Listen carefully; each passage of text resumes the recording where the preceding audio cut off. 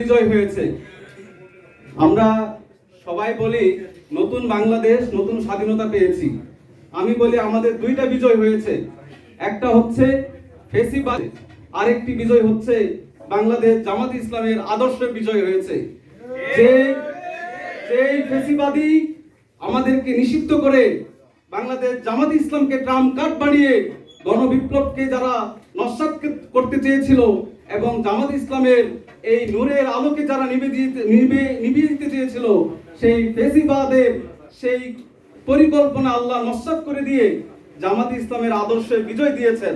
এই জন্য আবারও শুকরিয়া আদায় করছি, আলহামদুলিল্লাহ। সম্মানিত উপস্থিতি, এই বিজয়ে আমাদের অনেক দায়িত্ব বেড়ে গেছে। আমি এই 5ই আগস্টের আগে যতটা নিশ্চিত ছিলাম, 5ই আগস্টের পরে আমি ঠিকমতো ঘুমাইতে পারি না। আমাদের জিম্মাদারি এত বেশি, কারণ ফেসিবাদ 17 বছর কিউরিসিটি আরো বেড়েছে জামাতের ব্যাপারে। মানুষ আরো জামাতকে জানার চেষ্টা করেছে এবং বলতে পারে নাই। যত বেশি তারা জামাতের মিথ্যা অপপ্রচার চালিয়েছে, জনগণ তত জামাতের পিছনে জামাতের কার্যক্রমের ব্যাপারে ফলো করেছে, কিন্তু 17 বছর তারা মুখ ফুটে বলতে পারে নাই।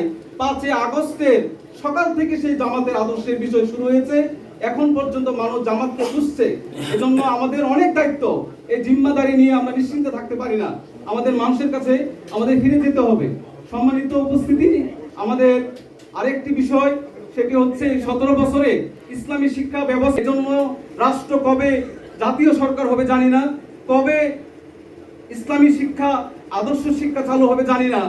আজকে সিদ্ধান্ত নিতে চাই, নিউ মার্কেটের প্রত্যেকটি মানুষের কাছে আমরা ইসলামের প্রকৃত বাণী, ইসলামের প্রকৃত শিক্ষা ছড়িয়ে দেওয়ার জন্য প্রতিটি মহল্লায়, প্রতিটি মার্কেটে, সব জায়গায় ইসলামের অবাধ সঠিক মর্মবাণী পৌঁছে দেওয়ার জন্য আমাদের যত ধরনের কর্মসূচি আমরা চালু করব।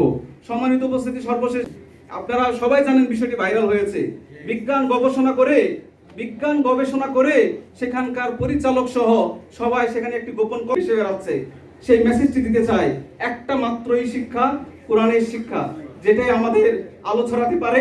সেই কোরআনের শিক্ষা আমাদের প্রত্যেককে লালন করতে হবে। এখানে আমাদের সংগঠনের বাইরে কেউ নাই, আমি জানি। আমাদের প্রত্যেককে কোরআনকে ধারণ করতে হবে, কোরআনের চর্চা আমাদেরকে করতে হবে।